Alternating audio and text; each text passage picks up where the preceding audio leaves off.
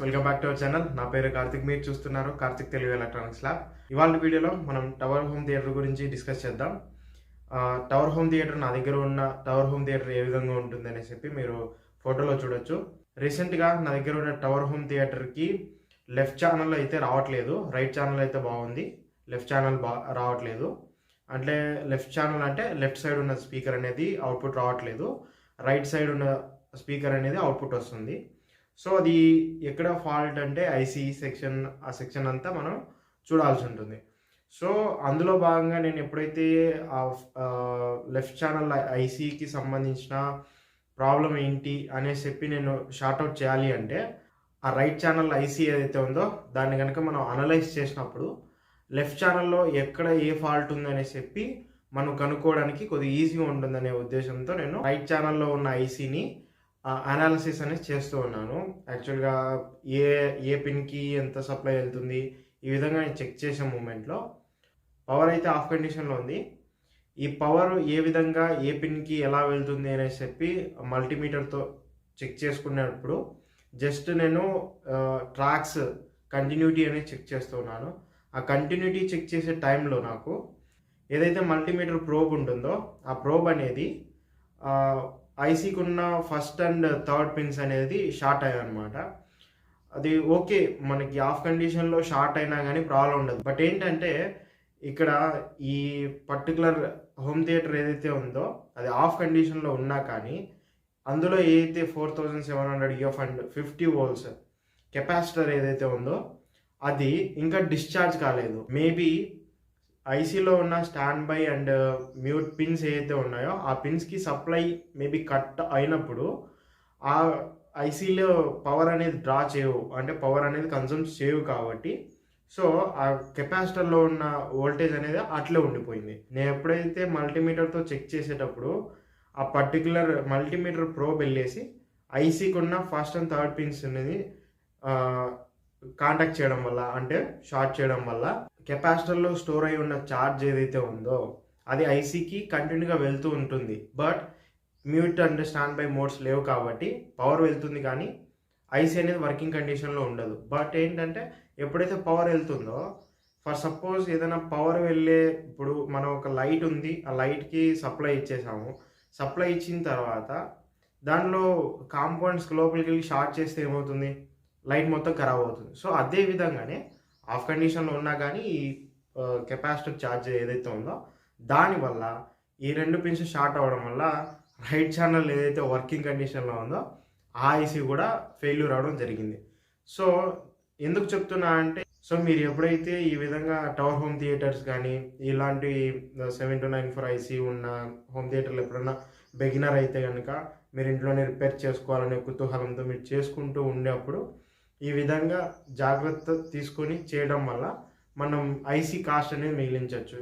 ఇప్పుడు నేను మాటల్లో చెప్పడం అయిపోయింది కదా, అంటే ఏ విధంగా నా దగ్గర ఉన్న టవర్ హోమ్ థియేటర్లో ఐసీ ఖరాబ్ అయిపోయింది నా వల్ల అనేసి చెప్పాను కదా. సో ఇప్పుడు వచ్చేసి ఏదైతే ప్రాబ్లం చెప్పానో దాన్ని ఎలా ఓవర్కమ్ చేయాలనేసి చెప్పి, సో ప్రాక్టికల్గా పవర్ అనేది కెపాసిటర్లో ఉన్న ఛార్జ్ అనేది ఎలా డిశ్చార్జ్ చేయాలి అనేసి చెప్పి నేను ప్రాక్టికల్గా వర్క్ బెంచ్ మీద ఎక్స్ప్లెయిన్ చేస్తాను. So let's get in to the video. యాక్చువల్గా ఇప్పుడు బోర్డ్ అయితే ఆన్లో ఉంది. బోర్డ్ ఒకసారి ఆన్లో ఉందా లేదా చెప్పి నేను ఫ్రంట్ ప్యానల్ నుంచి చూపిస్తాను. సో మీరు అక్కడ గమనించవచ్చు, ఇక్కడ స్టాండ్ బై మోడ్లో ఫ్రంట్ ప్యానల్లో మీరు చూడొచ్చు, ఇది చేంజ్ చేసినా అని చేంజ్ అవుతుంది. ఓకే, ఛానల్ 87.5 అది వచ్చేసి FM మోడ్లో ఉంది ప్రస్తుతానికి. ఇది వచ్చేసి టవర్ హోమ్ థియేటర్ అనమాట. ఓకే,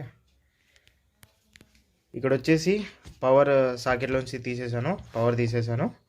ఎందుకు చెప్తున్నానంటే, యాక్చువల్గా ఇక్కడ మనము ఐసీలు వేయాలన్నా, లేదా ఐసీ బాగుందా లేదా, ఐసీకి స్టాండ్ బై మోడ్ తర్వాత మ్యూట్ మోడ్లో పవర్స్ వెళ్తున్నాయి లేదా ఇంకేదైనా చెకింగ్ చేయాలంటే బిఫోర్ దట్ మనము ఇక్కడ ఉన్న కెపాసిటర్స్, ఇక్కడ చూడండి ఈ కెపాసిటర్స్ ఉంటాయి, ఈ కెపాసిటర్స్ని డిశ్చార్జ్ చేసుకోవాల్సి ఉంటుంది. డిశ్చార్జ్ చేసుకునేటప్పుడు మీకు రెండు మెథడ్స్ ఉంటాయి. ఇది సిజర్తో చేయొచ్చు, అదేవిధంగా రెసిస్టర్స్ చేయొచ్చు. సిజర్తో చేయడం వల్ల ఇక్కడ డెన్స్ ఏర్పడతాయి. యాక్చువల్గా ఇక్కడ డెన్స్ వచ్చాయి చూడండి, ఇలా డెన్స్ వచ్చేస్తాయి అన్నమాట. సో అది ఒక్కోసారి బోర్డుకి కానీ లేదా మిగతా కాంపోనెంట్స్ కానీ ప్రాబ్లం అవుతుంది. సో అప్పుడు ఏం చేస్తారంటే ఈ రెసిస్టర్స్ ఉన్నాయి, ఇలా హెవీ వ్యాట్ ఉన్న రెసిస్టర్స్ ఇలాంటివి తీసుకొని ఈ రెండు ఇలా జస్ట్ షార్ట్ చేసేయండి. రెసిస్టెన్స్ ఉండడం వల్ల వోల్టేజ్, ఇక్కడ ఉన్న వోల్టేజ్ మొత్తం రెసిస్టర్లోకి వెళ్ళిపోయి స్పార్క్స్ ఏమీ లేకుండా పవర్ అనేది డిశ్చార్జ్ అవుతుంది. ఓకే, ఇప్పుడు సిజర్తో చెక్ చేద్దాం. చూసారు కదా, ఈ 2 పాయింట్స్ని టచ్ చేశాను, ఏం స్పార్క్స్ లేవు. అదేవిధంగా ఇక్కడ కూడా ఎస్పెషల్లీ టవర్ హోమ్ థియేటర్స్ ఏవైతే ఉన్నాయో అందులో ఉన్న ఈ లార్జ్ ఐసీస్ ఏవైతే ఉన్నాయో, ఈ లార్జ్ ఐసీస్ చాలా కాస్ట్లీ అనమాట. సో ఆ కాస్ట్లీ కాబట్టి ఈ టవర్ హోమ్ థియేటర్ రిగార్డింగ్ ఈ టవర్ హోమ్ థియేటర్ ఎక్స్పెరిమెంట్ చేస్తున్నా, లేదంటే రిపేర్ చేసుకోవాలని కుతూహలంతో మీరు ఏమైనా రిపేర్ చేస్తూ ఉన్నా కానీ, ఫస్ట్ మీరు పవర్ కార్డు రిమూవ్ చేసిన వెంటనే ఇక్కడ పవర్ని డిశ్చార్జ్ చేయండి. ఇక్కడ పవర్ డిశ్చార్జ్ చేసిన తర్వాతే వీటి జోలికి వెళ్ళండి, మిగతా వేటి జోలికైనా వెళ్ళండి, కానీ ఫస్ట్ పవర్ డిశ్చార్జ్ చేసుకున్న తర్వాతే మనము ఇక్కడ వర్క్ అనేది స్టార్ట్ చేసుకోవాలి. వితౌట్ వర్క్ స్టార్ట్ చేసినామంటే, ఫర్ సపోజ్ నేను మల్టీమీటర్ పెట్టి ఇక్కడ చెక్ చేస్తున్నా, నాకు ఈ 2 పిన్నులు షార్ట్ అయిపోయినాయి. అప్పుడు ఏమవుతుంది, ఈజీగా ఐసీ అనేది ఖరాబ్ అవుతుంది. ఐసీ ఖరాబ్ అయితే మీకు హెవీ కాస్ట్, ఇది 300-400 అలా వస్తుంది. సో అంత కాస్ట్ చేయకుండా ఫస్ట్ స్టెప్ని కంప్లీట్ చేసి మిగతా వర్క్కి వెళ్ళండి. సో ఫ్రెండ్స్, చూశారుగా ఈ వీడియో. సో ఈ వీడియో ద్వారా మీకైతే ఒక మంచి నాలెడ్జ్ అనేది అందించాలని ఆశిస్తున్నాను. మన ఛానల్ ఎవరైతే విజిట్ చేస్తున్నారో ఖచ్చితంగా సబ్స్క్రైబ్ చేసుకొని చూడండి, ఎందుకంటే చాలా మంది నాట్ సబ్స్క్రైబ్ లిస్ట్ నుంచి ఎక్కువ % వ్యూస్ అనేది ఉన్నాయి. సో ఖచ్చితంగా మన ఛానల్ అయితే సబ్స్క్రైబ్ చేసుకొని చూడండి.